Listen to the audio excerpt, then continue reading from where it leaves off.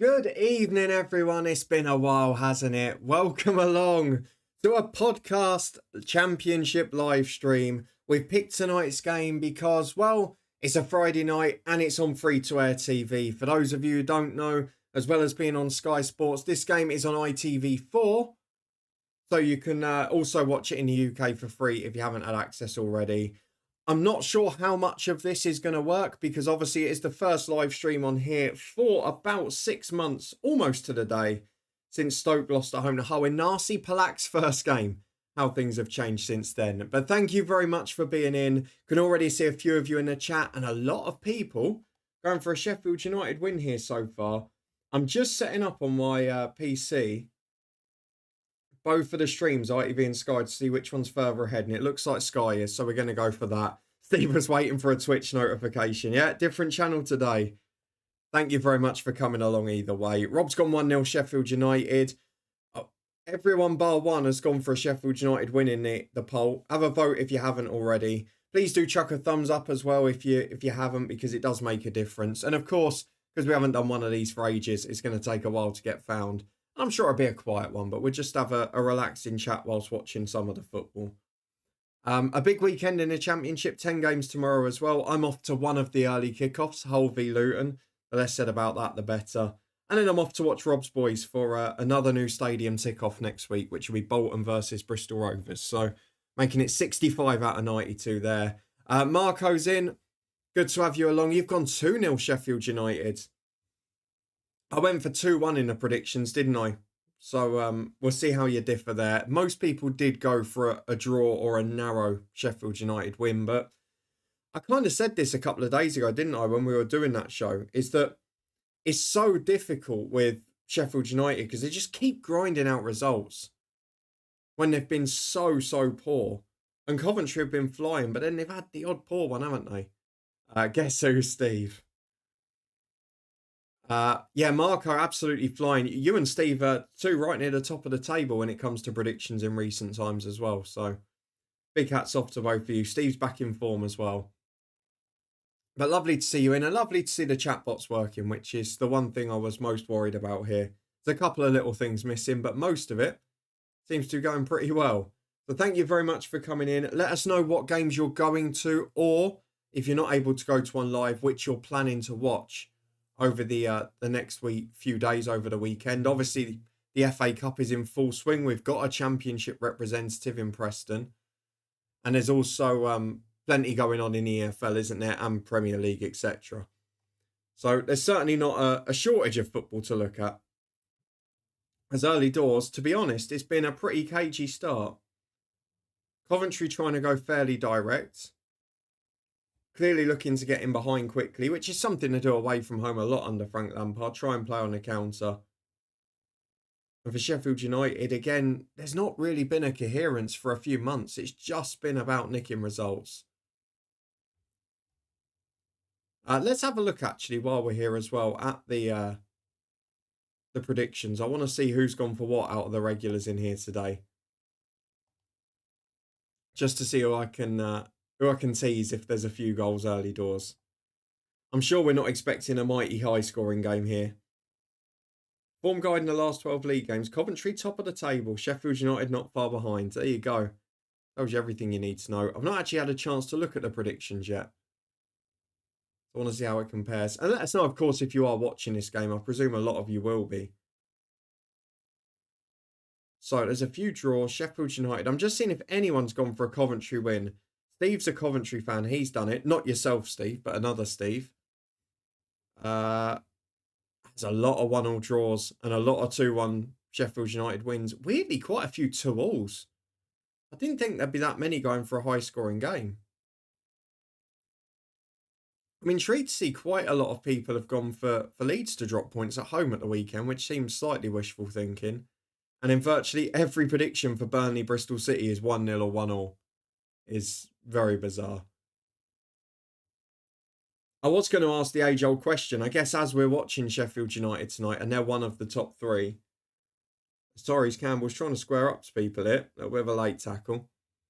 Who do we think gets in the top two? And I know Steve will be a little bit biased on that front. But I'd be intrigued to see who people think are getting in the top two. It's a little bit late from Campbell. Okay, a meal was made of it, but still. Yeah, I think 2-2 seems a little aggressive on the scoring front, but it's the Championship. These things do happen. Coventry certainly trying to play out from the back a little more, but looking to get it wide quickly, looking to break through, and it's Haji Wright playing a 1-2 here. You will be pleased to know the difference from September when we were live streaming before on this channel in my old house when we were still in Luton is that I'm watching on streaming services now rather than watching direct on TV, which means I won't be ruining the game for everyone. Could be 3 to Sheffield United, and I think Coventry will score. Leeds champions and Burnley second. Yeah, I don't know. We all keep saying Leeds will win it, but there's no real great reason for why, other than we think they're the strongest team in the division. And when they've been at their best, they've been the best team in the league by a mile. But how consistently have they done it? Certainly away from home, not at all. And they come to Kenilworth Road next week, so I'm sure that'll be when that changes. But, heavy touch Coventry keeper. Not the best kick, but gets away with it. Burnley 2-1, Steve's gone for tomorrow. Twine scores a free kick guaranteed. Do you know what? I had to get a Luton ticket because obviously Hull is one of my most local away days now since we've moved. And we had a great away day there last time. The last one in COVID was a great away day. Luton's away days have been good there in recent times. However, I just know what's going to happen tomorrow. It's going to be a boring 1-0. Sellers is setting up defensively. Luton are going to have to avoid conceding goals. And it looks like Amari Bell's going to be out. Which the problem for that means there's then no pace in the defence whatsoever. And particularly if Naismith comes in. The last we saw of him, Steve will remember fondly, was that ridiculous early 2 yellow cards lunging in against Burnley a few weeks ago. So I just know we're going to see this sort of ugly 1-0 game. And if the tickets hadn't been half 15 quid, I probably wouldn't have gone. But there you go. Can always rely on Leeds for a bottle job. It's going to be interesting, isn't it? Because obviously they are my most local EFL club now. I'll be intrigued to see what the reaction is around here if they do fall away again. But a lot of the people I play football with on Monday are not Leeds fans, so it'll be a laugh. Yeah, Leeds have been very good at home generally. But even then, a couple of draws crept in recently. The Blackburn one, the West Brom one. They're having the odd day, aren't they? So I mentioned it before. Everyone looks at those games between the sides of the top, which obviously Leeds won or got results in all of in the last month or so. And people were thinking it was done. But we saw last year it was Leeds at QPR losing 4-0. Leicester lost at, was it Plymouth or Bristol City? I'm trying to remember where it was. They lost one of them. And like late on, it was the key results. As that's in the box for Sheffield United. It's a good block. Brewster was attacking it. Hits the defender. Really nice move down the left from Sheffield United on the counter. In the end, though, it's blocked to stay 0-0. It's Jack. Welcome in. Hamza was everywhere in the field. He was defending winning duels, making tackles, and even going forward to help the team. His historical debut against India. Hamza Chowdhury, yeah. It's interesting. You get some, like every international break, there's sort of 3 or 4 random names that pop up that have like gone and played for a second nation or like their dual nation that you just don't know about. So obviously, Jamie Carragher's son was playing for Malta the other night, which I didn't realise as well.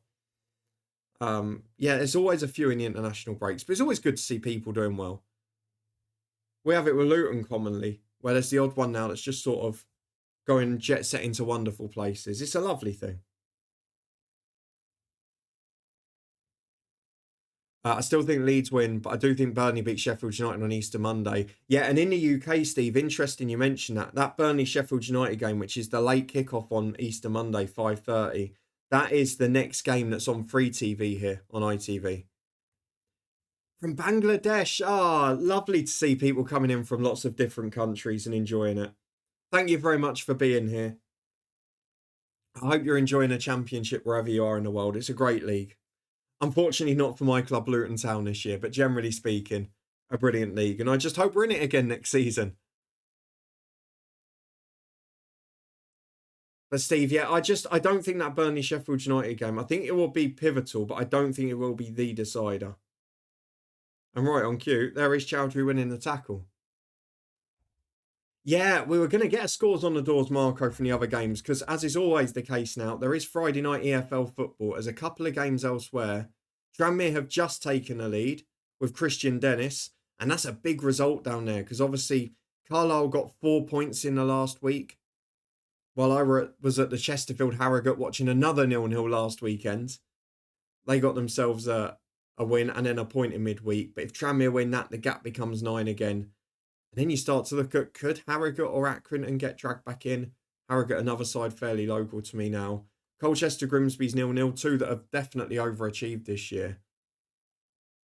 And Leverkusen v Bochum is 1-1 in the Bundesliga. Let's catch up with the rest of the chat because I'm a little bit slow this evening.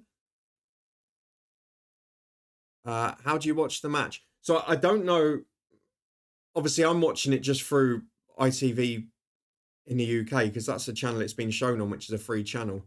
I would imagine you could probably log in and say you're from the UK for it. I don't know how it would work, but yeah, unfortunately, I don't have a link otherwise. I'm just using ITV because it's free in the UK to watch on normal TV. Manchester is blue. Welcome in. New subscriber. Lovely to have you in. Thank you very much for being here. Hope you're having a good one. Is anyone else going to any live games this weekend in EFL? I'm getting the suffering at Hull v Luton. Last week I ticked off Chesterfield, which I'd done the old ground but not the new ground. Another 0-0 against Harrogate, where they watered the pitch heavily before and then there was a storm and then it became almost unplayable at the end. In fact, it probably was unplayable, but they carried on regardless. And then next weekend I'm ticking off Bolton as well. So it's a busy month for me. And then the week after that, it's Guiseley v Macclesfield. The Northern Premier League promotion party comes to town.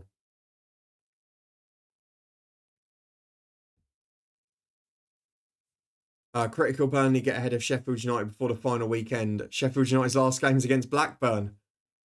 Yeah, it's been an interesting change. Oh, there you go. So if you got a VPN, you can log into ITVX and say you're from the UK. That's probably the easiest route. But yeah, Steve, Blackburn have fallen off a cliff. And obviously, I don't know if you've seen it, the news about Rudy Gestede. He's not popular at the minute, is he? I know it's been in the Discord, but I find that a bit harsh. I think recruitment-wise, he's done very well this summer, but you can kind of start to see why John Eustace left because, as was the case with Birmingham, he was overachieving dramatically and not being backed. And he's going to keep Derby up now. It won't even be close. And next season, they'll probably finish above Blackburn. And it'll be the same cycle, which Blackburn seem to go through. They have a good year, which they did under Mowbray when they came to the Championship. They had with John Dale Thomason first season just missing out. And they've had again with John Eustace this year. And then next year, they'll drop off again. And they'll lose a few in the summer as well.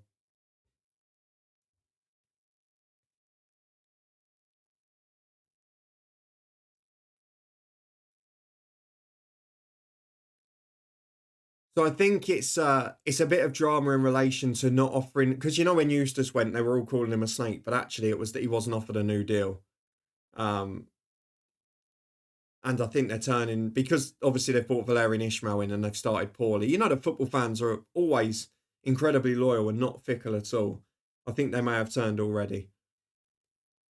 Luton need to look at I think Luton need to worry about more than one player. I think Luton need to be able to set up some sort of defensive shape first. I mean, the good news is McGuinness didn't get called up for the internationals this time. Mengi's getting close to fitness. Chong's getting close to fitness again. The only striker who scored for us this year, though, is Jacob Brown, and he's now out injured for the season. So we just need to get Adebayo Morris back in. We've had the most spurned clear-cut chances in the league this season, and it's incredibly difficult for now. You're going to watch Blackpool v Bolton. Tough game. We've got one of each in the chat. Blackpool is still the worst weather I've ever watched football in. And then I'm obviously off to Bolton next week, so I can compare there. To be honest, Hull are a decent side, and they look ridiculous for sacking Rossini now. It's the only reason that really I think there'd be a little bit of poetry to it if they did go down, because they sacked Rossini for missing out on the playoffs on the final day and for not playing this exciting brand of football. And then after trying to do it with Tim Walter, who, as we said at the start of the summer, was never ever going to be the right appointment, they've then ended up going back to the same style of football, but with a manager who's probably not as good as Liam Rossini. So it really is a strange old situation at Hull. But I genuinely think now it's 3 from 4 down there. Yeah, we all knew Walter was rubbish. He failed with Hamburg for several years. And while he does give you entertaining football, it's largely at the wrong end for the most part. Not been the best 15 minutes here, I've got to be honest. Started slowly this game.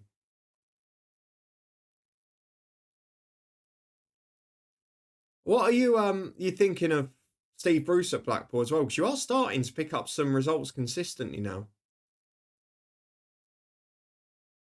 I can't work Hull out. Yeah, I just disappointment. It struck me of desperation a little bit because after sacking Rossini, who was building something very good, to then go to an all-out aggressive football manager, you then got to back him. You can't just sack him after about 10 games because it doesn't work and you're letting in goals because you know that's going to happen. So I just felt if you're going to change the style completely and get rid of a brilliant manager, then stick with it. So it's tough. As here come Coventry, I think there's an offside flag. There it is. We're playing advantage. Lovely move on the counter from Coventry. What we see quite often. No, I'm going. I'm going to be at Hull Luton tomorrow. As just before Christmas, we moved up to Yorkshire. So Hull is one of my local away days for a Luton game now. So I'll be going to Hull Luton. We will work out a stream schedule for a bit later in the season. See if we can squeeze maybe a playoff watch along in May as well. I am away for some of it, but we'll find a way. And I like the fact now that obviously this year and then for next season as well, there's going to be 10 games a season on ITV for free in the UK. We'll probably try and link them up a bit with the live streams. That's a cheeky foul on the counter. Thomas should get a yellow here. He does. It's a dangerous position for Sheffield United. They try and take advantage of the set piece. Yeah, I fear next season that will be the case. Although I will say, Oakwell's one of my favourite grounds. I loved it when we went there. So I won't mind. If it's a bit of a weird one for me. Obviously, I'm desperate for Luton to stay up and build again. But in League One, there's so many good away days I haven't done, and a few good local Yorkshire ones too. So a little bit difficult. Steve, when I look at them, I can't see how they're anywhere near relegation. Yeah, it's on paper they've got a good team, but it's just a marrying of different styles at the wrong time. It's similar to what's happened to us, Steve. We tried to completely change our style in the summer, got off on the wrong foot, then tried to change back, and it didn't work out. Barnsley's one of the most curious cases in EFL. And obviously, I know they've changed manager again now, but the fact that they're so much better on the road is hilarious. But yeah, if we go down, it would be interesting to play them again next year. But I still think it's 3 from 4. I think it's Plymouth, Cardiff, ourselves, and Hull. I think they're the 4. Oh, great free kick. Oh, top corner. Unbelievable from Gustavo Harmer against his former club as well. That is absolutely stunning. Out of nowhere. How many times have we said this? Nothing's happened in the game. Sheffield United have created one chance in 20 minutes. And he puts an absolute perler in the top corner from 30 yards. It's only really the second time Sheffield United have gotten a break. He's a brilliant player. I said it, Manchester, I said it back in the playoff final. He went off injured just after Coventry equalised against Luton, and it made a huge difference. It really did, because they were just starting to control that midfield. It's a great free kick. Keeper gets a tiny touch, but it's Wolves' side, it's top corner. You can't argue with that.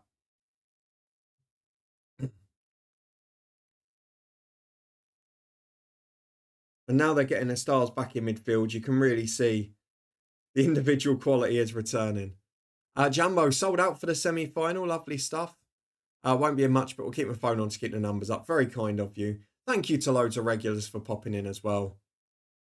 But Sheffield United lead in a big game in the Championship. Tranmere the same in League 2 at the bottom end there.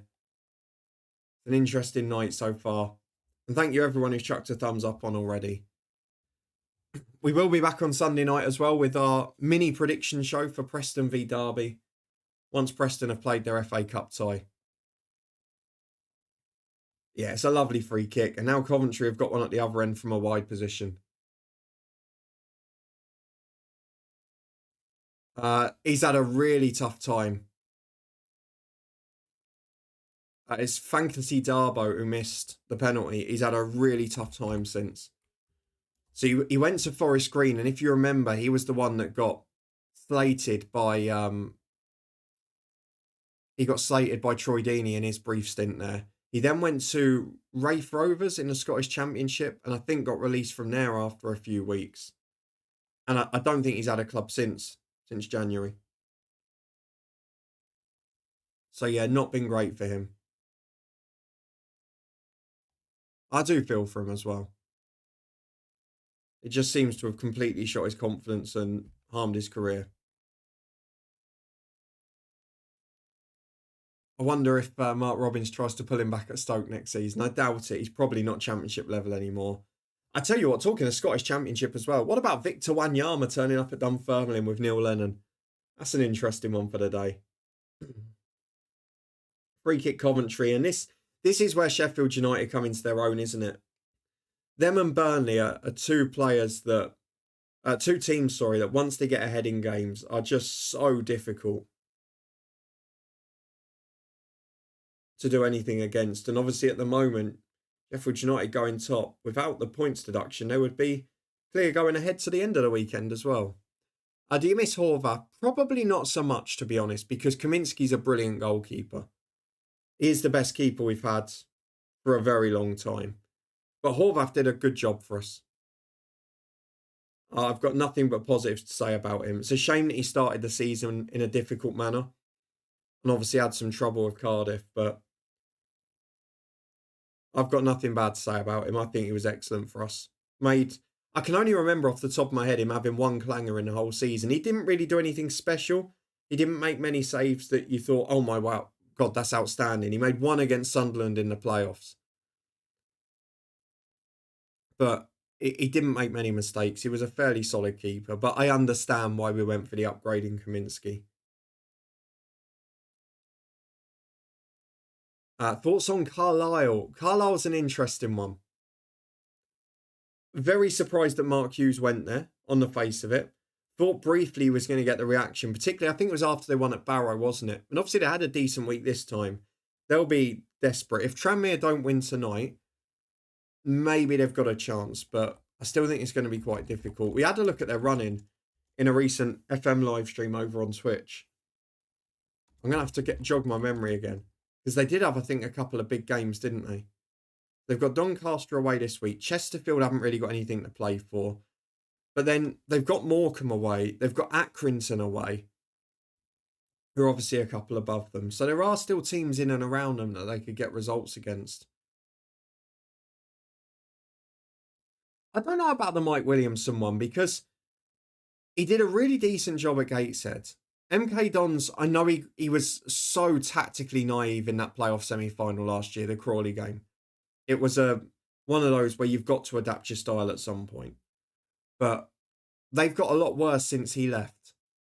And then to get in with Carlisle, bring in 7 or 8 players and then sack him a week before the window ends, I thought it was really, really strange, to be honest.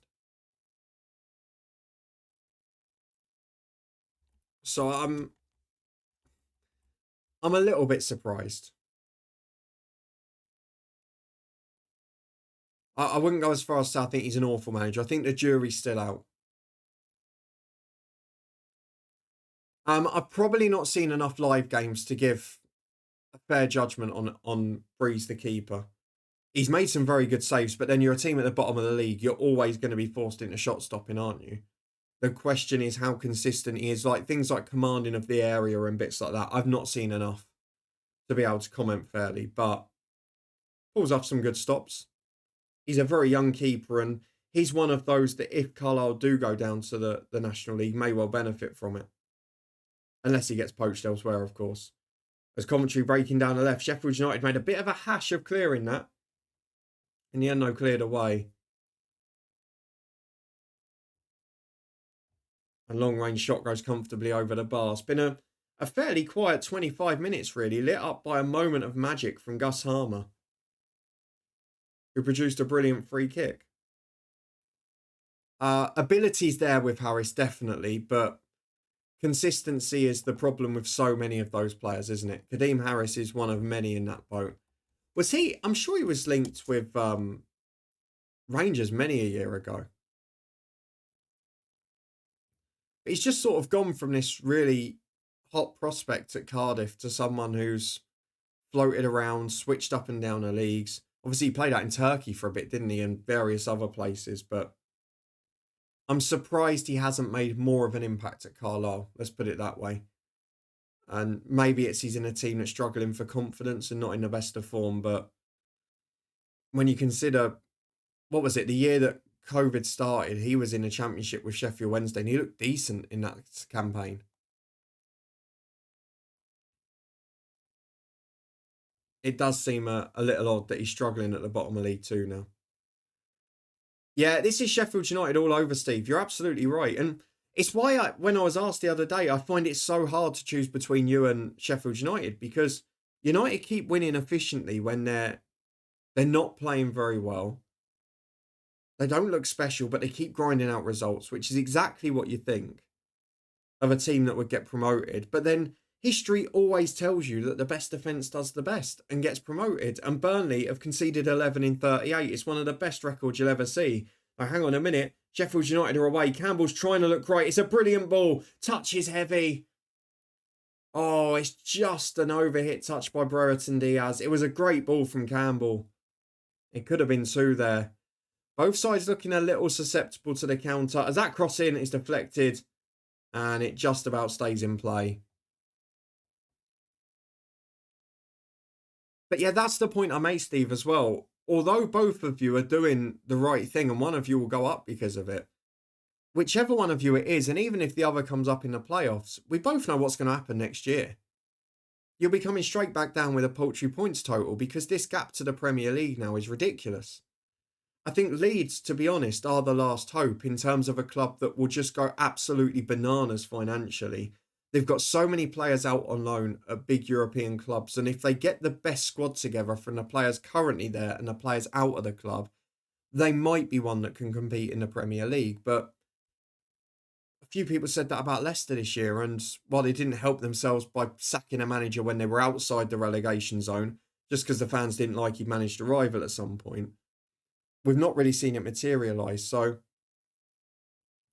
I do think we're in a position next year. I think personally, if Leeds come up and go straight back down, I think it's going to be the start of a regular thing now, where it's just 3 up, 3 down each year and it's the same ones. Because honestly, we're the only ones that really, if we're being brutally honest, out of the 2 years have had a go and had a chance.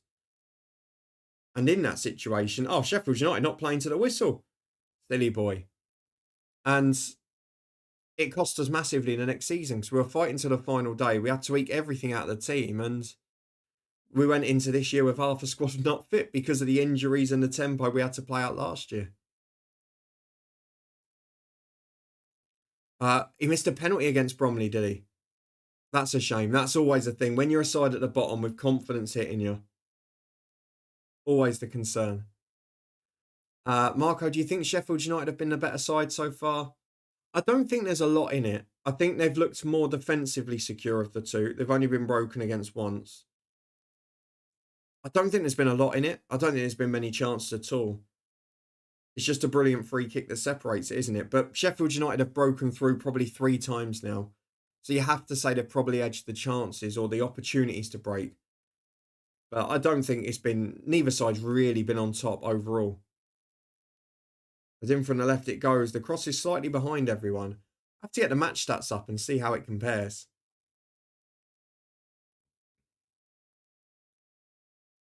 Yeah, so they've got it as a pretty even game as well. Into the box it goes though. Oh, great finish.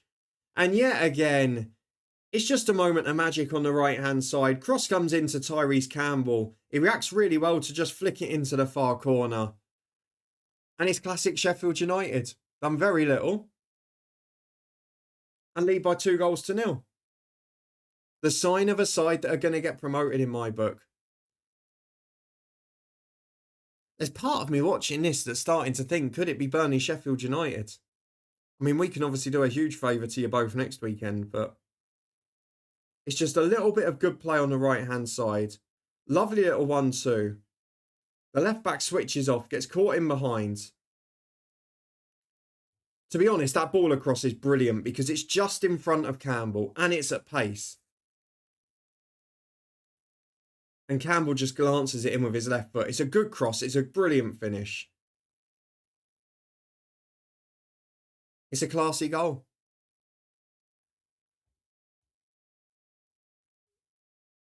Yeah, I completely agree that Cooper's better than Rood. I think Steve Cooper was the right appointment. It's just that because he managed Forest, the fans couldn't see past it.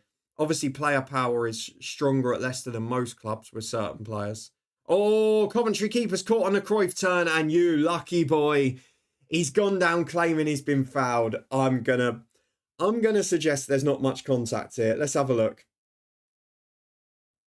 I want to see this. There's probably enough for it to be a foul, but Chris Wilder's got a cheeky grin as well. He knows there's not much in that. I've got to see the replay. Let's have a look. It's a pass back. I mean, he's had 20 yards and probably 3 touches. He's made a right hash of it. Oh, I'm not sure there's a foul there. Doesn't touch him. Does not touch him. Very fortunate. But there you go. Keepers are a protected species, aren't they? Still 1-0 in the game in League 2 and 0-0 obviously between Grimsby and Colchester, sorry. Let's catch up with the rest of the chat as well. If we play with this team, our only hope is to get 38 0-0s. Hey, Steve, it's a chance, isn't it? It's a chance if you get the right incentive. There's no way this keeper's coming off. I mean, the only way he's coming off is if he wants a break, because there's nothing wrong with him. There's no contact. I think it's fair to say Wilson's not warming up with much vigour there, is he? What's your opinion on Brereton Diaz at Sheffield United compared to his days at Blackburn? Look, compared to his days at Blackburn, he's obviously getting less chances and he's not going to score as many. However, I would say I was surprised after last year, where obviously he had a decent loan spell. He did okay in the Premier League with them, considering the position they were in. I was surprised he then chose to go to Southampton. Getting my clubs mixed up there. I was surprised he then went to Southampton, where obviously he's barely had a chance this season. And now back at Sheffield United, I think he's doing okay again. But surely that move becomes a permanent in the summer, because the Southampton stint just hasn't worked for him. But I think he's one of those players who's a very good Championship player and not a great Premier League one. There's been plenty of them over the years. Yeah, we only lost 2-1 at home to you last year, albeit you didn't have Haaland or De Bruyne then. And when they were fit for the FA Cup tie, it was a different story. But it's quite ironic that last season we had the longest consecutive scoring run in the Premier League, and we scored, the best part of 50 goals, didn't we? We outscored United, we outscored plenty of teams in the bottom half. And this season, we've had the 7th highest XG in the league. We just can't score goals. Adebayo and Morris both scored 10 in the Premier League last year. I think they've got 3 and 2 respectively this season. It's just not working. He's not claiming he's really injured, is he? He's coming off. He's coming off. I can tell you one thing. That isn't from the challenge. I forgot he had Joe Edwards with him, didn't he, old Frank? That is not from the challenge there.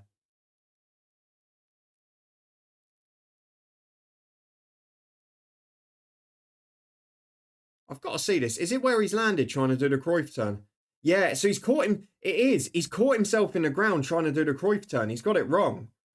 And he's caught his foot in the turf at an unfortunate angle.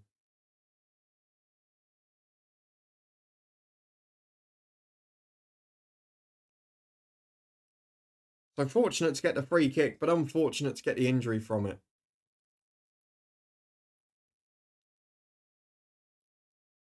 Hawks is happy it's 2-0. It's going to add a bit of stoppage time on at the end of the half, this as well, isn't it? The stretcher's coming out, which isn't what we want to see, but if you don't try and get caught doing a Cruyff turn.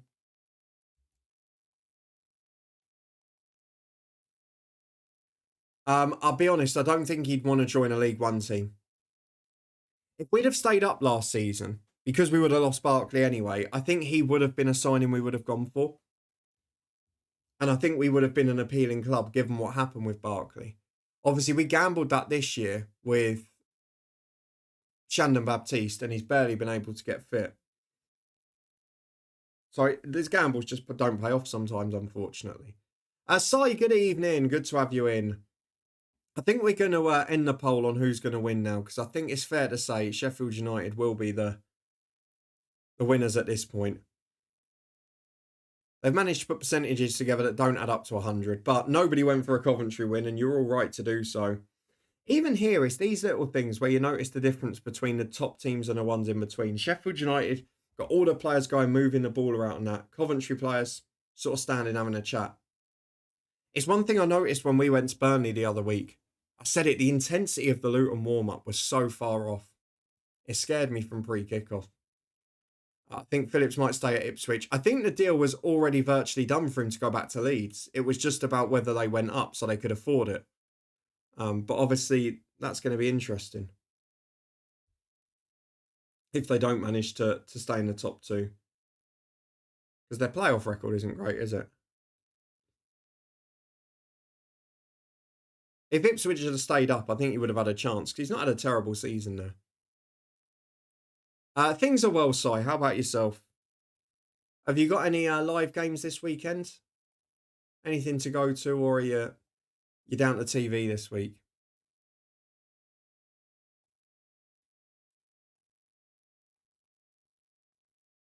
Frank does not look happy, does he? He gone for Collins over Wilson, has he? It's strange that they've got 3 goalkeepers. All of whom, I mean, Wilson was number 1 not that long ago. Collins even more recently. You'd thought one of them has to go. They can't all be happy, can they? I'm trying to look at the bench for what they might have to change it second half. Do they gamble on like Sims and Radoni perhaps? Try and go a bit more aggressive. Maybe bring De Silva on as a more attacking fullback. I mean, Sheffield United have got exactly what they need. They can chuck on Rob Holding. They can chuck on Gilchrist. They've obviously got Raksaki to come on just to be a pest going forward as well, who I think's a fabulous player. But it's not looking good for Coventry in that situation. I said it before. Sheffield United and Burnley are not the teams you want to be behind against. It's half-time at Colchester Grimsby, 0-0 at the minute. As it stands in League 2, that puts Colchester 1 point behind Grimsby on the outskirts of the playoffs. Crewe are on the same points as well as Colchester. And then there's a gap going upwards. I mean, it looks like Bradford might even win the league now because Walsall are falling away a bit. And Bradford are absolutely flying, which as soon as you sign Sarcevic, you're getting promoted in the EFL. Tranmere 1 up. That's now half-time as well against Cheltenham. Huge result for them at the bottom if they pull it off. That would put them 9 clear of Carlisle going into the weekend. And for Cheltenham, it's just been a bit of a middling season.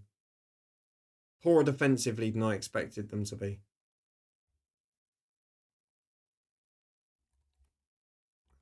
I'm not sure this is the right approach from Coventry to try and play so direct.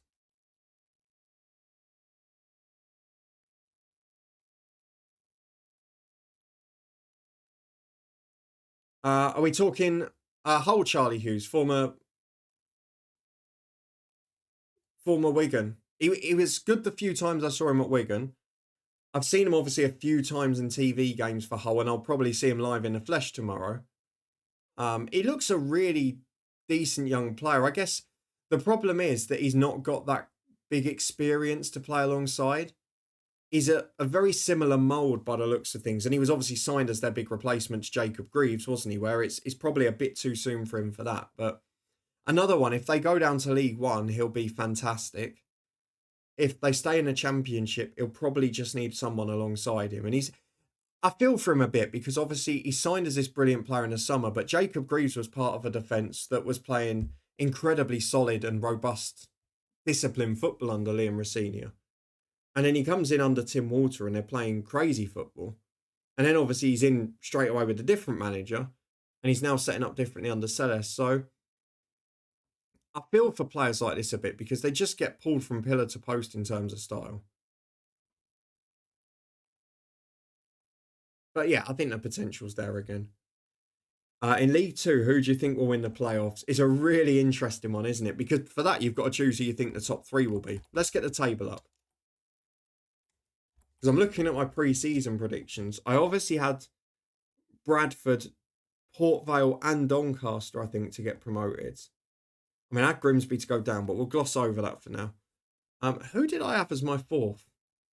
Who was my fourth promoted side? It might have even been Cheltenham in the playoffs, you know. Let's have a look. You can see how much better than me Craig's doing here as well, can't we?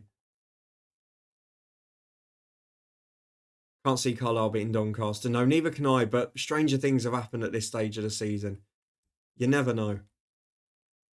Right, this season...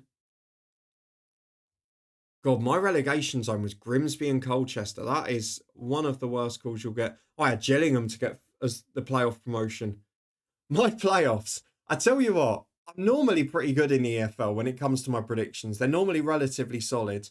This year, I had Luton to get promoted from the Championship. I had Gillingham to get promoted from League Two. My playoffs in League Two were Fleetwood, who are 13th, MK Dons, who are 17th, Cheltenham, who are 14th, and Gillingham, who are 19th. And then the sides in 7th and 8th, I had to get promoted. The only benefit I've got is the sides in 2nd, 4th, and 5th are the teams I had in my top three. Although Craig had Carlisle in 3rd, so he's going to get more stick than me, which is lovely. Because you can't do worse than that. I would suggest... I mean, there's part of me that thinks Colchester have got the game for it. I still think one of Port Vale or Doncaster get in the top three ahead of Wimbledon. Yeah, Doncaster are a decent side, but they finished so strong last year. This year, it's just been a little bit topsy-turvy. Yeah, I saw the Pat as a mistake, but every keeper makes one or two. I know a lot of Sunderland fans have been very critical of him, but I think most keepers have a couple like that during the season. I think it's just because he's not hugely commanding. But I don't think it's quite as bad as made out. Yeah, the Gillingham Ainsworth move is interesting. It's been much the chat in the Discord this week. Craig tipped Bolton to win League One this year. He did. He absolutely did. I'll have a look at those next as well, as we're going to have a few minutes of stoppage time. I wonder if Notts County could, because they've got the goal scoring potential. I look at who could sneak in and I'll stay bold and say whichever one of Port Vale or Doncaster doesn't make it will win the playoffs, because then that will mean at least two of my 3 of my 4 predictions are right. Let's get League One up and compare it to my predictions there as well. So my League One predictions were... I'm surprised the elements of this stream, whisper it quietly, seem to be working. Did he get sacked with Shrewsbury or did he leave? No, he chose to leave for Gillingham. There's a bit of stuff going on in the background at Shrewsbury, like potential takeover and things as well. So, to be fair, I can't really criticise Craig Robb because his second team after Birmingham, I know he put Bolton to win it, which was stupid. I put Birmingham to win it, but my second place was Rotherham, which is far worse than his Bolton call. Because at least Bolton might be in the playoffs. The only difference we've got here, his playoffs, he had Rotherham to win it. He had Wrexham, Charlton, Huddersfield. Actually, he's not doing badly at all there. Mine's not terrible, but there are a couple of poor ones. I've got Charlton and Bolton. I had Blackpool 6th, who could yet sneak in. But my outlier, I had Peterborough, who are just too far behind, although they've hit form now. At the bottom, As Sheffield United come forward again, short pass back to Hamer. They switch to the right though. This is another chance. Can they get the ball in the box? Seem happy just to pass for now. Seem content to take their time. I think this may just peter out. So we both had Crawley in the bottom four. We both had Cambridge in the bottom four. I had Shrewsbury. Craig had Burton. But then I had Mansfield, who are 8 clear. And Craig had Stevenage because he thought Alex Revel would foul him because he always picks them. That's his poor call.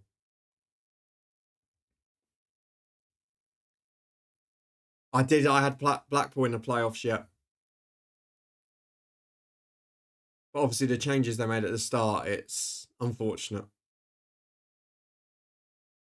Can't stand Patterson since he refused my offer to come to Tranmere and FM. I do love the FM grudge. There's so many players where you just get the FM grudge, don't you? No good reason for it. Just, yep. Gonna hate him because he did this to me in FM. But we've all been there.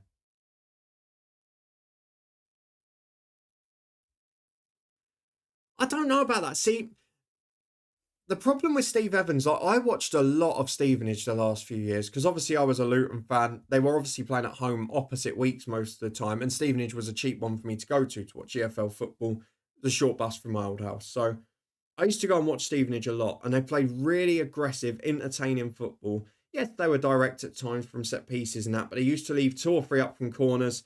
And Sheffield United have the shot on in again, but it was well offside. The flag had been up a while. 8 minutes added on as well, just into the second of it.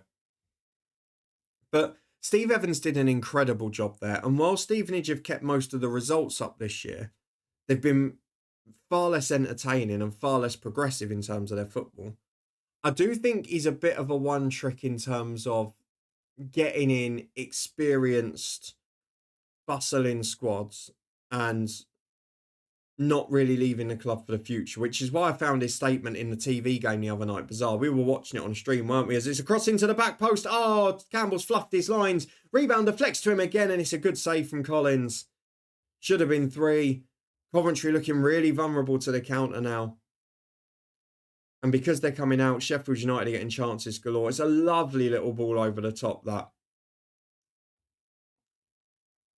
And Campbell just fluffed it at the first attempt.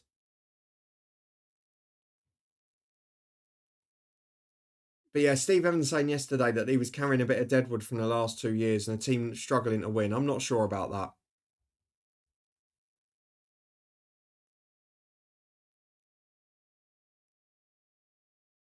But this is now all Sheffield United on the counter.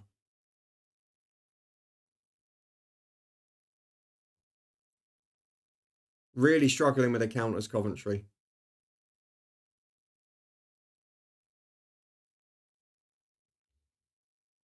I don't think Blackpool will get the playoffs with 10th. Yeah, but you're not that far off.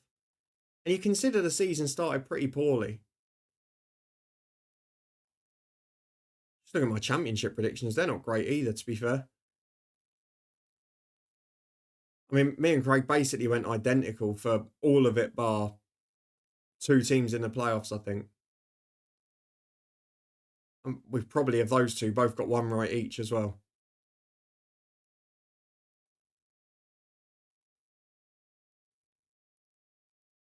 Amazing how many grudges started FM saves. You're absolutely right there. I'm interested to see who people think will get second in League One as well. Because obviously I might need to know who we're not facing next year. I think Wickham are probably done, unfortunately. I did think Charlton would catch, but they had a poor result as well. Is it going to be Wrexham? And then do they have to change their style?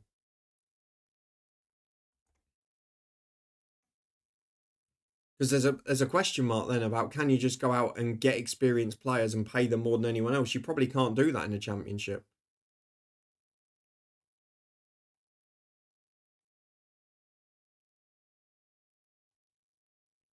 City v Bournemouth score prediction FA Cup Sunday. I tell you what, there's a really big weekend in the FA Cup. I do love the competition. Let me go through the 4 games quickly as we've got, 4 minutes to half time. I think Fulham will narrowly beat Palace at home. Obviously, I won't see that because it's at the same time as the Luton game. Brighton Forest I should be back for. I think that'll be a cracking game. Chris Wood's probably going to be out, isn't he? So maybe I could see that going to extra time, maybe all the way to penalties, and then it's a lottery. I'll say Forest on pens, but I'm not confident with that. Preston Villa, I think, could be a lot closer than people think. I think a lot will assume that Villa will just win. I think it might be a slightly more difficult game than that. And of course, we will be watching a lot of those sides next week. And then Bournemouth City, there's part of me that think Bournemouth wins it. But it's the only thing Pep's got left to play for. And you just wonder if they'll pull a performance out the bag. But if Bournemouth win it, it'll be really interesting for the end of the season. I should say as well, for those of you that are new in and enjoy the live streams, we do live stream Football Manager and watch loads of football throughout the weeks. You can find us over there. I'll put the link in. We stream 2 or 3 times a week at least over there, so you can come and say hello if you want to see more, as well as my despair at Football Manager. And of course, we have match day predictions every single week here in the Championship, so come and get involved in the comments there if you haven't. Rob's hoping for a Bournemouth win. I think a lot will be. Steve, I still claim to be the first to rate Oxlade-Chamberlain after signing him for Burnley in FM12 or something. Ah, brilliant. That is fantastic.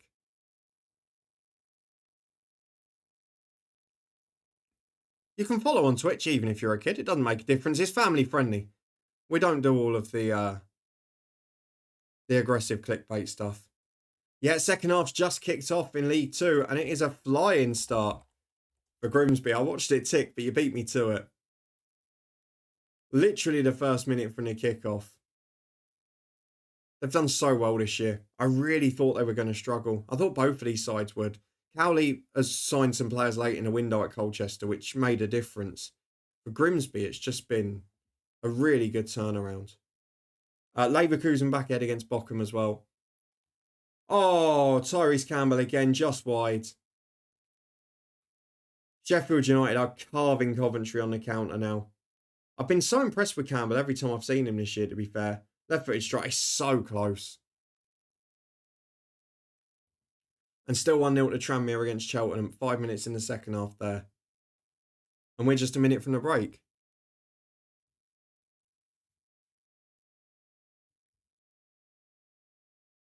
Hull will be up there next season. It depends if they stay up. It's going to be interesting. If Hull stay up, they'll probably be fine next year. And the same applies to my club, Luton. Whichever one stays up will probably be okay next season. If whichever one goes down, you would expect to be near the top of League One. But we said that before with Luton, and it doesn't necessarily pan out that way, unfortunately. We will take a half-time break in a minute as well, just so we can top up the drinks and that. But it's been a very good first half for Sheffield United. And since the goals, they've been able to carve them open on the counter at will. I think we'll see a tactical change at half-time for Coventry City.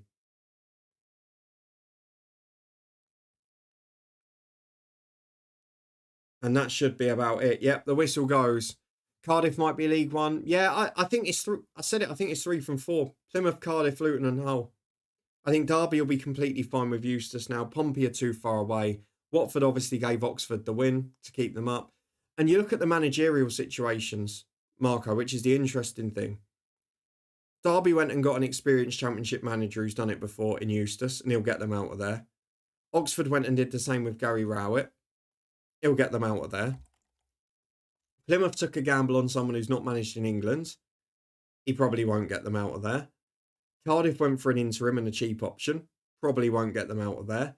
Hull have gone for someone who's not managed at Championship level regularly. Probably won't get them out of there. And Luton have gone for a League One manager who's never really been outside of Wickham for more than 3 months of his career. And we're probably not going to get out of there. So, providing Stoke pick up a result or two under Mark Robbins, which they probably only need 2 more wins, we are going to be in a position that the teams that have gambled on managers that aren't proven at this level go down, and the teams that haven't will be okay. And none of you reminded me. I haven't been updating the scorecards. This is where we've missed Jambo. He's normally the one screaming at me for not updating the score on the screen. There we go. It is 2-0 to Sheffield United. Ah, dear. Fairly professional. I always forget one thing. That score, honestly, I remember when we used to do the Euros watch-alongs. It was always updating the score that got me. And yet again, it is my downfall.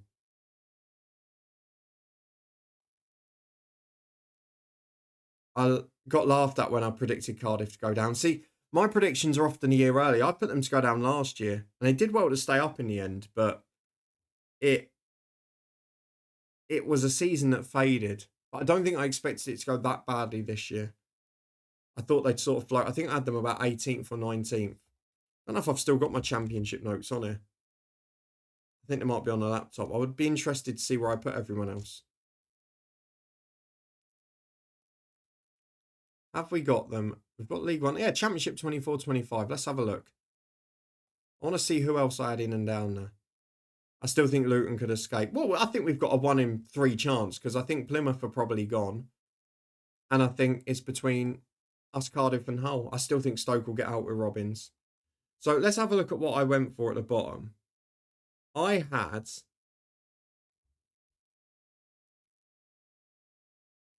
Oxford in there, Plymouth in there. I had Blackburn down there, but then they signed some brilliant players after the predictions. I had Pompey 21st. I had Preston 20th, but then they learnt their mistake and got rid of Ryan Lowe very quickly and went for Heckingbottom, which kept them safe. I had Millwall bottom half. I had Sunderland bottom half, I have to admit that. Derby 17th. I had Watford Hull bottom half. Swansea, QPR, Stoke. I had Cardiff up in mid-table, to be fair. The only things I will call positively is I had Bristol City in as an outside playoff chance.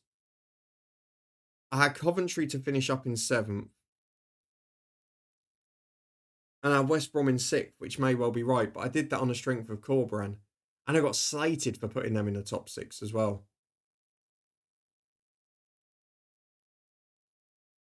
Oh, and you keep saying that. Yeah, Luton fans have lost faith, I think. I don't think it's faith, I think it's apathy at this point. As yet, Colchester do equalise just a few minutes later. And Grimsby getting behind straight from the kickoff, but it's offside.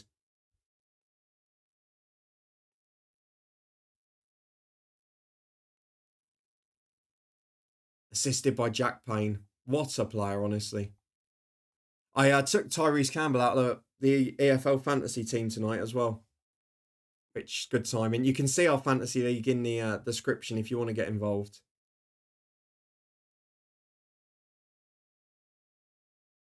I'm just looking at who's on the bench for those two that could change it, because that's a huge game in the battle for the playoffs. Do you think Stoke will get relegated? No, I think Stoke will be okay. I think it's 2 from Cardiff, Hull and Luton that will join Plymouth. That's my opinion on it. Right, we're going to take a quick breather now so I can go and top up the drinks downstairs. Don't want to miss any of the action. So while it's half time, we'll go and top up the drinks, get a snack. I hope you all do the same. And we will be back in a few minutes' time. Thank you very much for sticking with us. We'll leave the ads running in the background. And then we'll come back for the second half. So don't go anywhere. We'll be back with more chat in a minute. We'll look ahead to the weekend games now we've done a sort of general look around. So stick with us. We'll be back in a few minutes. And we'll talk a bit more football and about this weekend specifically. See you in a couple.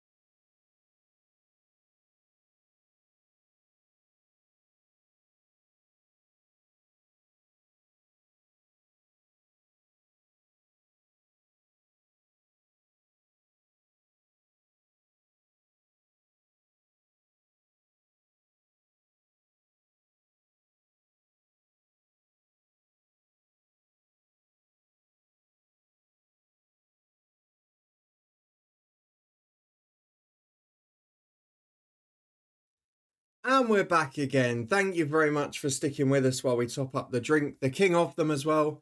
The old Lilt Zero, now Fanta, pineapple and grapefruit. But what a drink. It's half time in the game we're watching. It's 2-0 to Sheffield United. Despite the fact I forgot to update the scorecard for most of it. And we've had a bit of fun talking about the promotions and relegations from the EFL as we've reached the hour mark in the 2 games in League 2. Tranmere still a goal up, a massive result for them at the bottom if they can hang on. And in the playoff contenders, Colchester and Grimsby cannot be separated, as I was bemoaning my luck in the EFL fantasy team, which I took out Tyrese Campbell. Unfortunately, it looks like you've done the same there, Marco.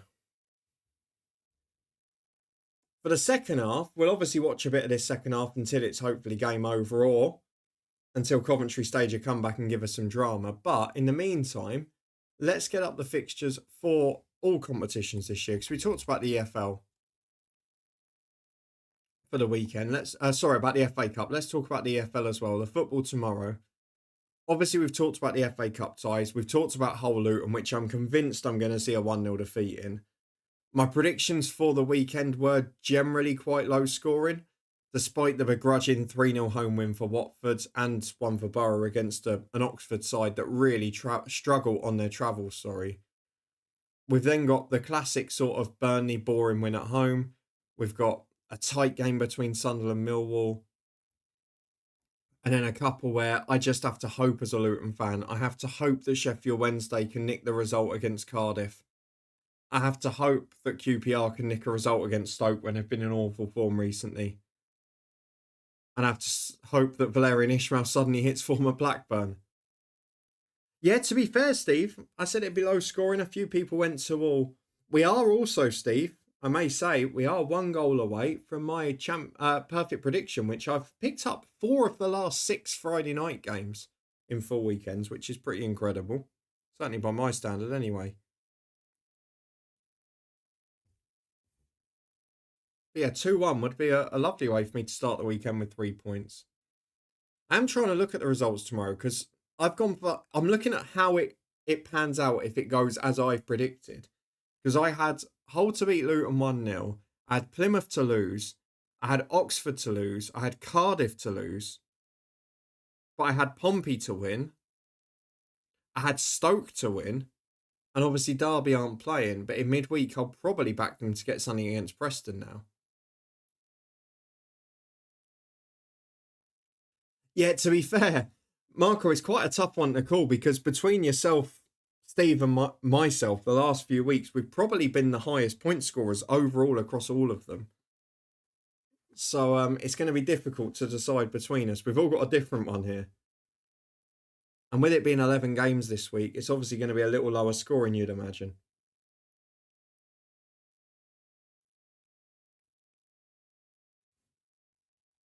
I'm also having a look at the... bear with me, get the right screen up. I'm also having a look at the League One games because the early kickoffs, Charlton Huddersfield's a cracking game, but it's when I'm going to be at the Luton game. Waiting for that Coventry equaliser in the 5th minute of added time. Well, that was the worst thing when I went to Burnley. It was bad enough that we went down to 10 men stupidly early on, and then we got battered in a training session second half.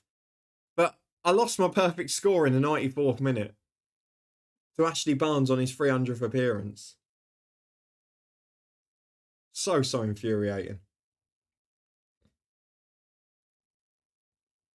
So League One tomorrow, you've got Birmingham at home to Shrewsbury, which you would imagine. I know Shrewsbury won the reverse fixture, but I think Birmingham will probably win that out of cancer.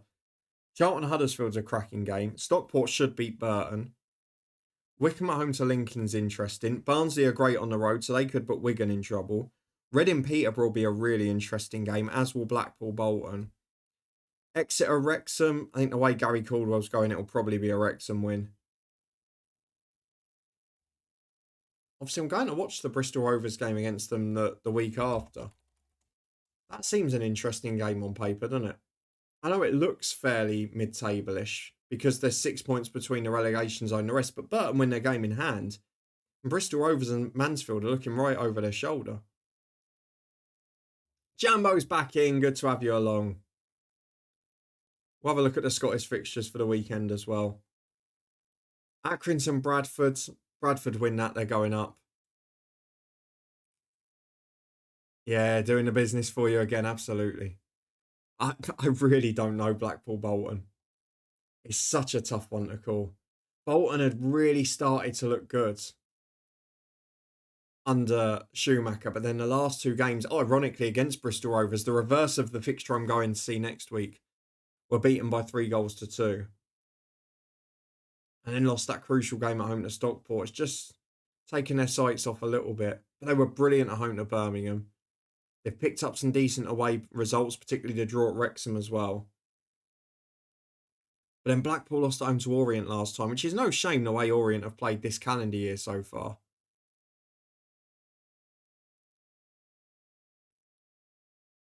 And you look at their games that they've won. I mean, their last two homes wins were Cambridge and Crawley, which pretty much everyone's beaten at home this year.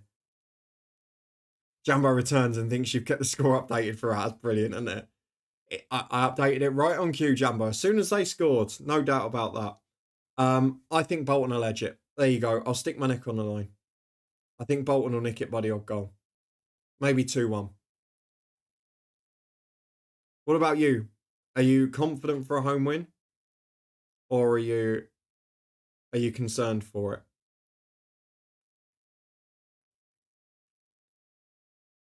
Wonder what VAR will come up with this week. Jambo's having fun. I'm just working my way down the fixture list. League 2. Obviously, Doncaster Carlisle's big at both ends. Yeah, Rob, that's a fair statement. Bolton are hit and miss, and I think you will become more consistent under Schumacher next season because he's not got a squad that hugely suits him at the minute. I just hope he's given time because ironically, I was gobsmacked that Stoke sacked him early this season when he'd probably had the best fist of it of anyone who joined there since they've gone down. I tell you what, looking at League 2, Harrogate Gillingham becomes a big game if Tranmere win. We haven't done a You're the Ref, Jambo. We will do one in the second half, as it's just kicked off, actually. We've got Walsall Wimbledon at the top of League 2 as well. That's a cracker. Our League 2 is the place to be this weekend. And then, yeah, SPL, Celtic, Hearts, Dundee, Rangers. Will Rangers drop points on the road again? None of the biggest games in the Scottish Champ are going down. And in the National League, the top end of the table is pretty much done, isn't it? It's just what's going on down the bottom and in the playoffs. And obviously, there's a lot going down further the divisions. League 1, League 2, National League North, South, and the Northern Prem, etc. The National League South playoff race, if you aren't up to date with it and you like lower league football, the National League South is the best place to be. I kid you not. There is nowhere better to be watching a playoff race this time. 3 points separate the top 5 with 6 games to go. And a few of them are playing each other. So it's Dorking, Eastbourne this week, who are 2 of those 5. It's going to be hilarious.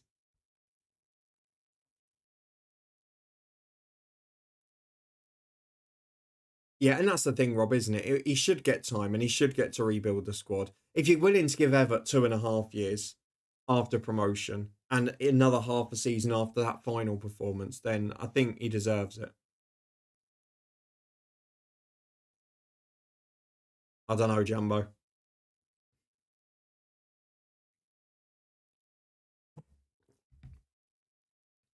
Scottish football politics is not one for me to get involved in, as you know.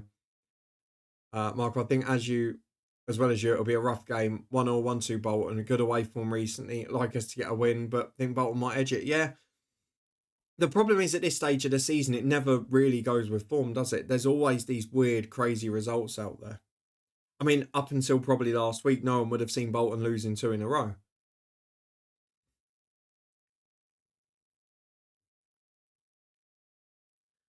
And while we're doing that, I'm watching this goal kick from Sheffield United. I will find a You're the Ref just for Jambo. See what our referee extraordinaire Keith Hackett has to say. Get a little quiz in because we haven't done one yet tonight. Coventry have definitely started brighter in this half, though. Trying to commit more forward, but that's not the best pass in the world. And I'm trying to remember what page we were on.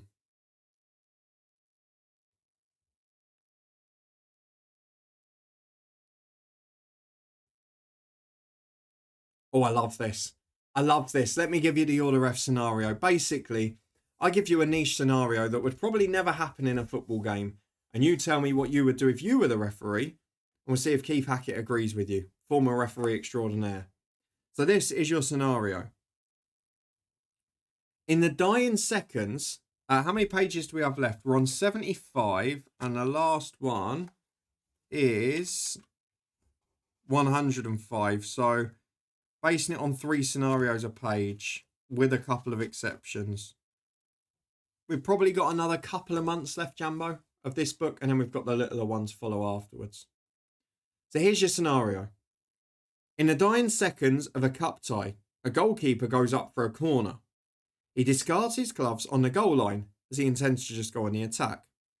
But the corner is cleared, and with the keeper stranded upfield, the ball is booted back towards his empty net. As it rolls towards the goal line, it hits his gloves and is deflected wide. What do you give? So in the dying seconds of a cup tie, a goalkeeper goes up for a corner and discards his gloves on the goal line. Why take them off, I don't know. But the corner is cleared, and with the keeper stranded upfield, the ball is booted back towards his empty net. As it rolls towards the goal line, it hits the gloves and is deflected wide. What do you give? I think there's a bit of a trick here. I think it's going to be a simple answer. A couple of exceptions, because there's one page that's just illustrations without questions and like a rules explanation. And there was normally 1 or 2 pages per chapter where there's like ones that are out of date with rule changes and things since. So I'd say there's probably about 30 or 40 scenarios left. See, the immediate instant that's come to my head there is the Darren Bent beach ball, which obviously the goal was awarded, but it shouldn't have counted because the ball hit an outside agent. That would be my immediate thing. Like, it counts as a interference, and then it would be, I don't know, what should it be? A drop ball? A drop ball, or I guess now it would just be a restart, wouldn't it? But how would you do that in a 6-yard box? I don't know. Would it be from where the shot was taken from? That seems unfair on the attacking team. But I would imagine it's hit an outside object or a foreign object, and then you just restart the game with possession for the team, or Jambo's going back to retake a corner. Yeah, so Rob's gone the same as me. I would guess an obstruction, indirect free kick. Oh, no, you've gone indirect free kick. I thought it'd be an outside agent, but then could you argue the goalkeeper's gloves is not just the goalkeeper making a save, or I don't know. I mean, again, in what scenario would the goalkeeper take his gloves off? He just wouldn't, would he? Steve's going goal kick. It's equipment, not outside interference. Yeah, but if he's not wearing it, then I mean, a linesman's flag is equipment. If it's left on the pitch, would it not count as an outside object? I don't know.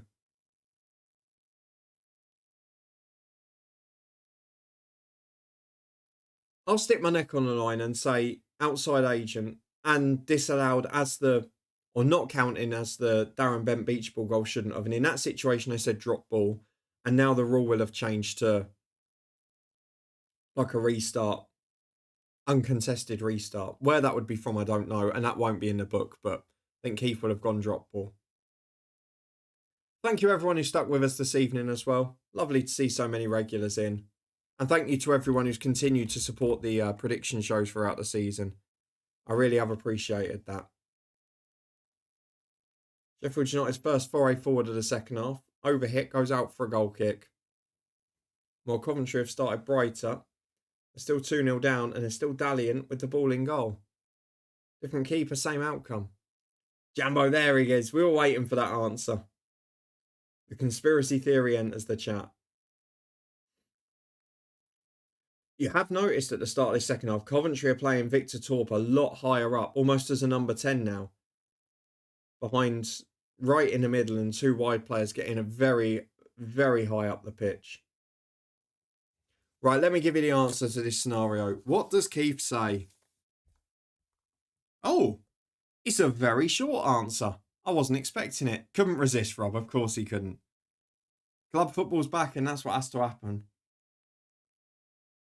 Yeah, Sakamoto much higher up second half on the right. So it's a very short answer. Keith Hackett just says, award a drop ball, which would now be an uncontested restart. The gloves count as outside interference, like any other obstacle, equipment or not. You must drop the ball on the 6-yard line. Wow. So an uncontested restart on a 6-yard line. But yes, Keith Hackett is counting it as in outside interference, whether it is equipment or not. But I mean, the biggest question to ask in all of this, why have they dreamt up a scenario in which the goalkeeper will have taken his gloves off? Have they just heard about it in a Sunday League game and decided to apply it to a professional cup tie? Because why would the keeper take his gloves off? Because there's every chance that he's going to have to try and get back and make a save. Just blind stupid, isn't it? But there you go. Keith's at it again. And Coventry are trying to get down the left again. This is what we've got used to with Sheffield United this year. Sitting in that shape now, just waiting for the chance to counter. Can you score direct from a drop ball? That's an interesting question. Let's have a look.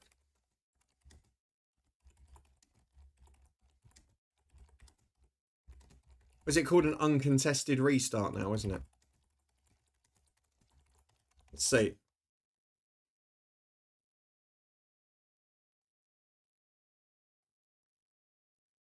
Play game restart. We don't kick ball. Drop ball. So, laws of the game. The FA rules this is. I just want to see what they say here. So, procedure. The ball is dropped for the defending team goalkeeper in a penalty area if the play was stopped. Blah. In all other cases, the referee drops the ball for one player of the team that last touched the ball at the position where it last touched the player or an outside agent. So if it hit the outside agent on the goal line, that's where it would be dropped. Although, I don't see how this will work because the drop ball procedure, this is brilliant. So the FA rules, it says, the referee drops the player where the ball was last touched by a player or an outside agent. So it would be dropped where the ball hit the gloves on the goal line, wouldn't it? So like a yard away from goal there. Now, all other players must remain 4 metres or 4.5 yards from the ball until it is in play. There is nothing that covers in between that. Now, let's see if there's anything in the offences and sanctions. No, it's just about the ball being played. That's not covered in the laws. We have found a grey area. Where's Harvey when you need him? Probably happened in a Faroese game or something. Oh, Keith wouldn't be watching that. It would have happened in a park football match somewhere. You know, one of those that he refereed in his teens and all that crap. If you did take them off, what's with leaving them on the goal line? Yeah, Steve, I mean, that's a fair point as well. He's dreamt up a scenario that just would not ever happen, as we've seen more than once with Keith. Also, I was wondering a few weeks ago, with all the nonsense short goal kicks, if a defender takes a goal kick backwards and it goes into his own net, does it stand? Or is it still indirect? I always thought if you scored direct from your own goal kick, it was a corner, wasn't it? Because I used to try and score them deliberately in a strop in FIFA when I was a kid, and it used to just go for a corner. Sure it was.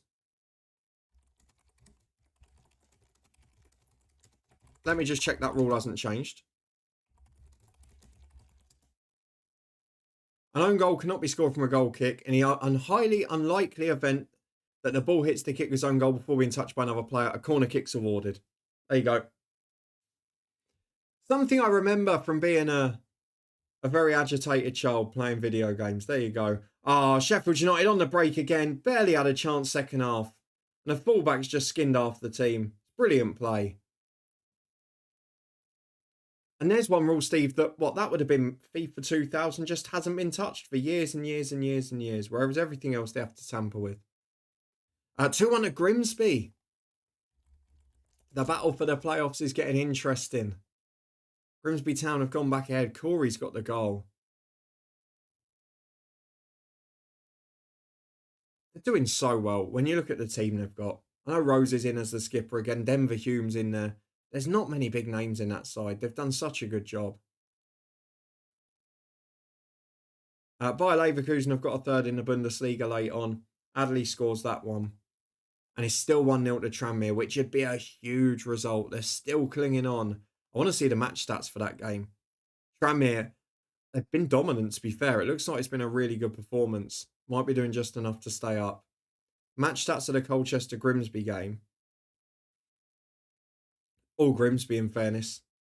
Colchester have had more of the ball, which is not like the Danny Cowley side, but not been able to do much with it.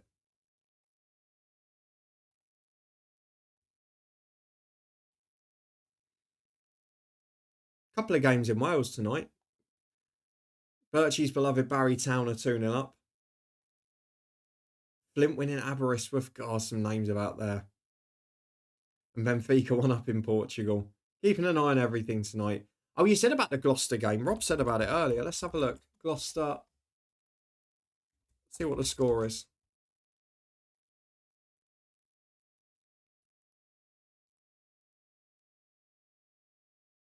Biggest crowd of the season there as well. What is the score line? 1,800. That's a cracking crowd, isn't it? It's one of the beauties of English football. They were 3-1 up at the hour mark. Scored 2 goals very quickly. Or is it? Yep, no it is. Decent side, Tranmere. Yeah, on paper, again, they're another side that are pretty good. It just, for whatever reason, it hasn't clicked for them this year. They've had a tough couple of years, but as you say, they've got some experienced pros that are perfectly capable at this level. Obviously, Patrick was part of the Carlisle side last year or the year before, wasn't it? Merry's a decent player. Finley's a decent player. Christian Dennis will always grab you a goal. I mean, they've got a few that have maybe been there a little too long and are a little over the hill now. So the likes of Kieran Morris has been there for many a year. Connor Jennings, who's come off the bench. It's not a bad side. Sheffield United on the break again. Coventry are committing numbers forward and they're getting caught out every time. It's back to the edge of the box and it's curled in by Brewster. He scores in successive games. It's 3-0 Sheffield United. And I tell you what, it is starting to look like promotion might be on the cards for the Blades. You've got to say, while they've not been brilliant in a lot of games, they've been very good in this one on the break. They've been solid defensively for the most part. And given the points deduction and the rebuilding of the squad required in the summer, he has done a magnificent job.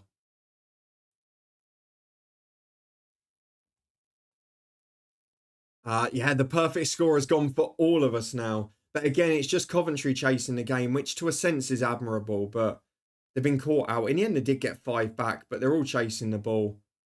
And they left 2 men completely unmarked on the edge of the box. Brewster's one of them. He's laid it off right, just sauntered towards the edge of the box. Everyone's gone towards the man with the ball and just left him completely unmarked. There was another arriving at the back post with no one near him either.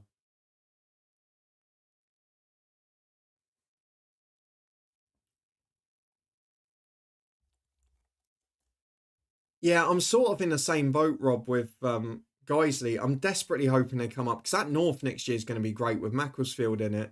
You'd imagine one of Kidderminster and Scunthorpe are going to miss out on promotion.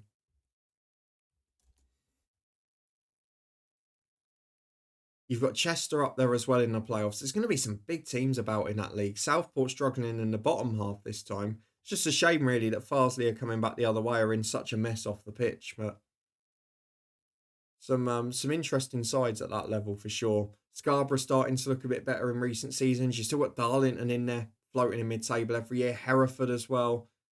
Just, it's such a good league. Radoni is on for Victor Torp, who's now just basically getting a rest at this point.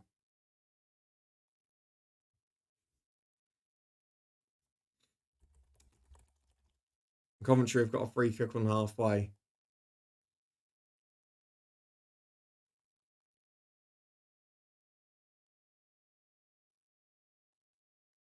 Do you remember Rob Apter, who used to play for Tranmere? Is that the guy? Is that the one who went there last year and literally scored like one a game? He only played. I'm sure there was a player who went on loan to Tranmere last season, the second half, and he scored. I'm sure he only played about 15 games and then he got Young Player of the Year because he scored so many.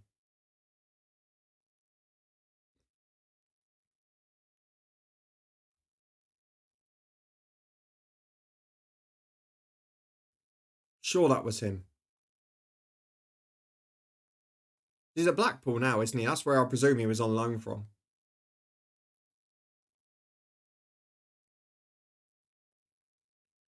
And Sheffield United again. Look, Coventry have got 5 ahead of the ball. Sheffield United break free, and in the end, it's just a violent lunge. It's going to be a yellow card for the skipper, Allen. Absolutely no need for the challenge. Brewster caught there. He just sits there and watches the melee in the background. I think it'd be fair to call this game over at this point, wouldn't it? Right, let me carry on my look for this weekend. I've just seen Elliot Thorpe, former Luton youngster, has gone to Solihull Moors, who are really struggling since Matty Taylor went in there.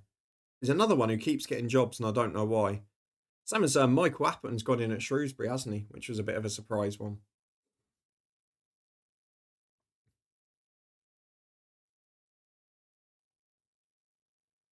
I think I got him for Slask Wroclaw in FM23. Jesus.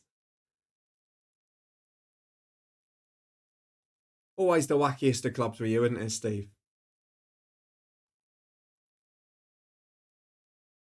Oh, Coventry have got a chance to break away now. In the enforced backwards, that is great. It's relentless pressing from Sheffield United. Tyrese Campbell's working so hard up there.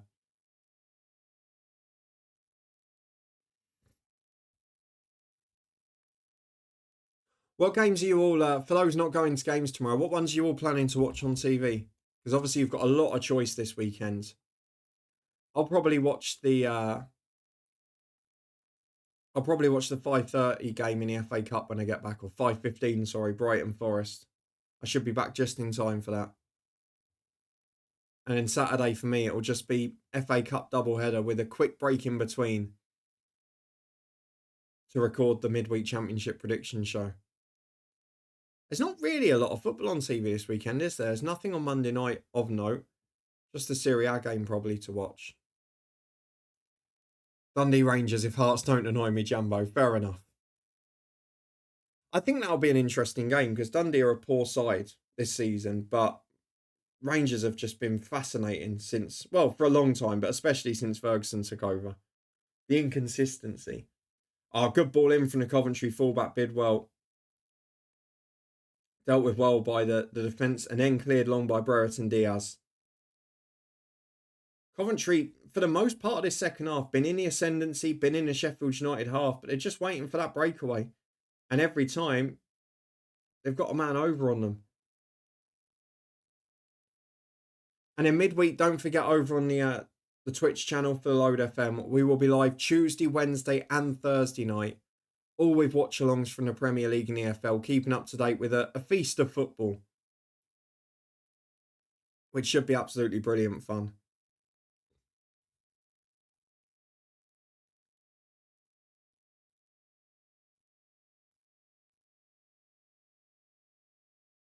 I mean, Sheffield United, you've got to say it's been a very good performance tactically. Chris Wilder's doing an excellent job this year. And again, they're pressing in the right areas.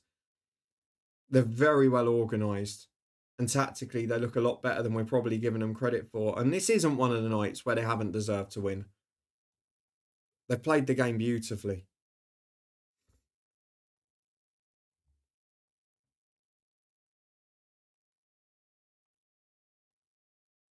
And this is my one worry with Coventry, is they're always a little bit light at the back, aren't they? And especially against the counter. It's not a game where Sheffield United have created tons of chances, but they've created very good ones when they've broke. They've given up the ball. Coventry have had 60% possession in this game. We're sort of going towards a trend now, aren't we? We've talked about it a lot. We're getting these teams that are trying to keep the ball more and more down the EFL, but actually it's the teams without possession that are generally getting more results. Happened to us when we were coming up as well. Callum O'Hare's coming on against his former club now.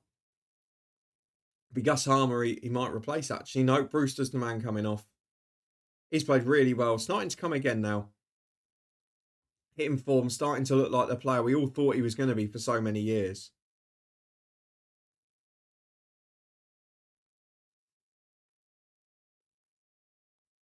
Yeah, it's not even that they're having to play brilliantly. They're just sitting behind the ball and waiting for the opportunity to hit them on the counter. It's a simple game plan if you can get ahead. And it's similar for Burnley. They really struggle to break teams down quite frequently when it's 0-0 and teams are sitting behind the ball. We saw it against us even with 10 men until they went and threw in one in his own net in Mark McGuinness's case.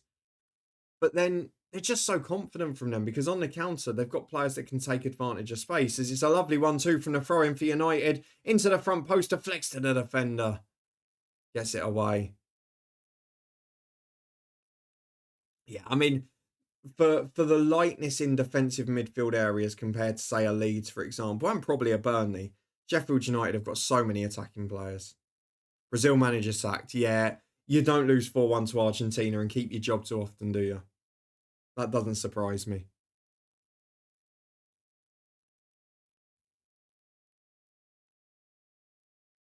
Just looks like it's going to be a very comfortable finish here, doesn't it? We'll watch another 5 or 10 just to make sure there's not a comeback on. And then after that, I will leave you to go about your evening. And get myself to bed early because it's a 8:30 departure to get on the road to Hull in the morning. Damn these 12:30 kickoffs.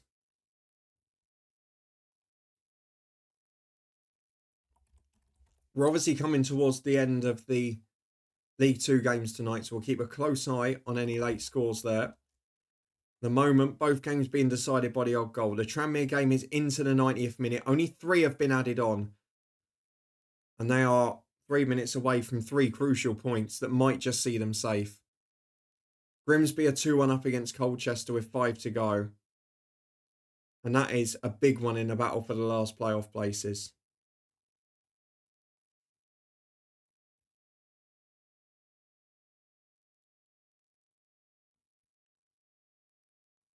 Will there be any grand finales? That's the question. Certainly doesn't look like it here, does there? Look at that run, though, for Sheffield United. The next 6 games, apart from Burnley, they've got Oxford, Millwall, Plymouth, Cardiff, Stoke. I mean, you could not ask for a friendlier running on paper. It's whether they slip up. They did it at home to Hull, didn't they? Although a few teams have at the top there.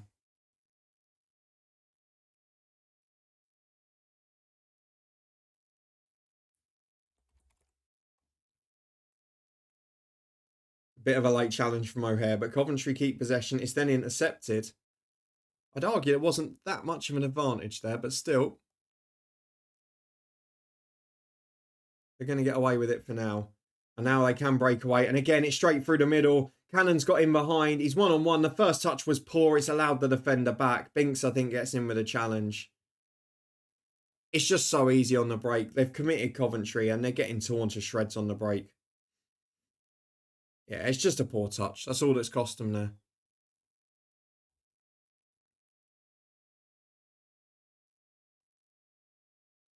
Unfortunate as well, because it could have been so much better for them.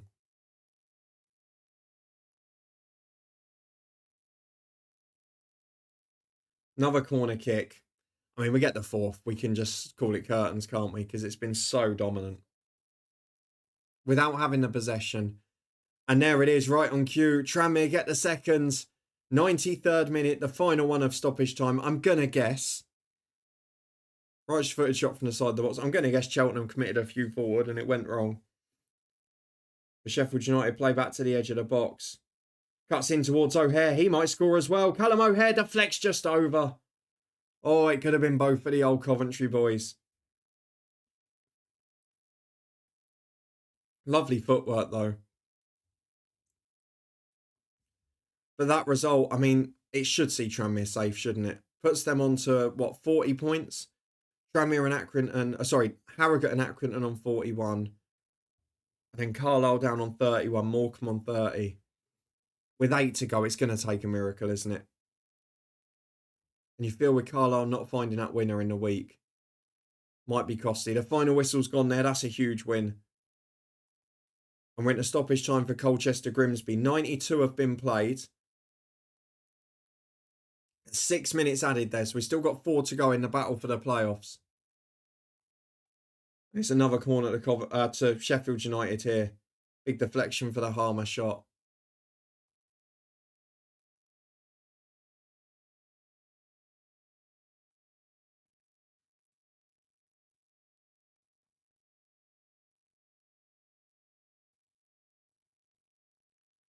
Left-footed corner, outswinger, headed away by Bidwell. Sheffield United should get to it first.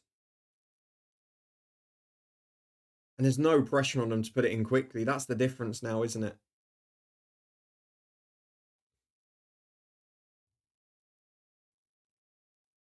Oh, they've won it back quickly. And again, they've got a 4-on-3 in the box. Towards Harmer, cuts it back to the edge. O'Hare on the shot. It's not O'Hare, it's the second man arriving who gets in. Is it Peck, I think? And it's blocked behind for a corner.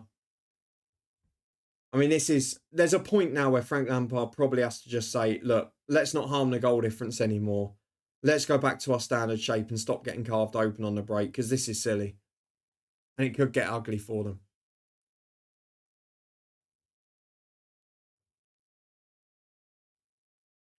Back to the edge of the box again. Harmer's looking for the chance to shoot. It's a poor touch, but he still finds O'Hare. It's going to come back again. This time it's been caught, but it falls on the edge of the box. Chowdhury with a shot. Just tipped over. It's all Sheffield United.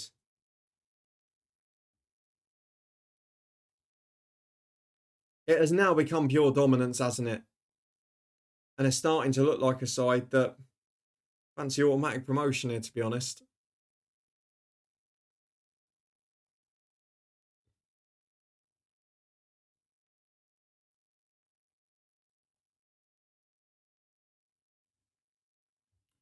Out to the left-hand side again. Cross to the back post is offside.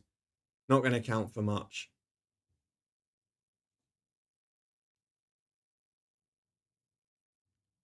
Coventry making a couple of changes. 3, in fact. So what have we got? We've got Sheaf. We've got Ellis Sims. Can't see who the third one is yet, but they're taking a skipper off. Yeah, they're just playing it safe now, I think. I think, unfortunately, they're calling it race run. And maybe just shoring things up a little. Thank you, everyone who stuck with us tonight as well. Do appreciate you all getting involved in the football chat.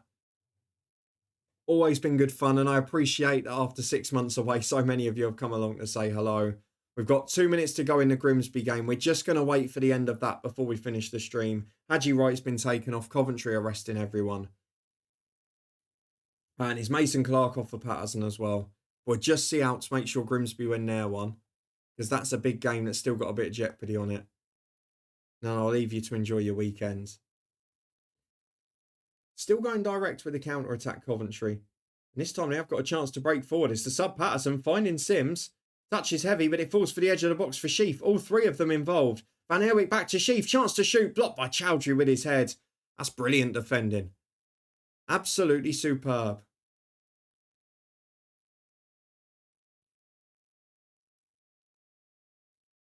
I'm not surprised Chowdhury's down. I mean, it hit him fully flush.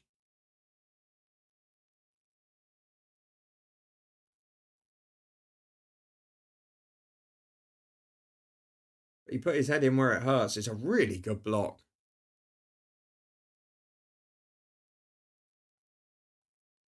I'm sure that one will have hurt. Are we at full time yet? We're in the 95th now. Colchester v Grimsby. Just waiting for that final whistle. Are they going to hold on and get themselves favourites in that playoff race? Be an absolutely huge result if they can pull it off.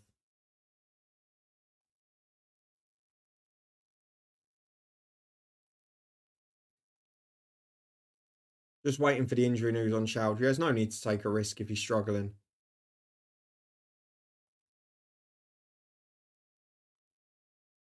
And it did it in flush in the face, so it wouldn't surprise me if they took him off there.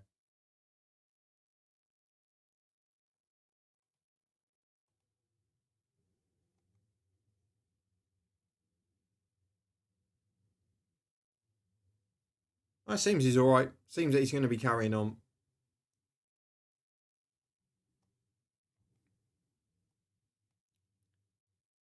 Didn't think they'd want to take any risks there, but apparently so. Into the final minute of stoppage time, and the final whistle goes. Colchester 1, Grimsby 2. A huge result for the visitors there tonight. Absolutely massive for Grimsby Town. And that, in the race for the playoff, makes a difference as Coventry have a cross deflected behind. I think it came off Ellis Sims rather than the defender as well. Which is certainly not going to cheer them up at this point.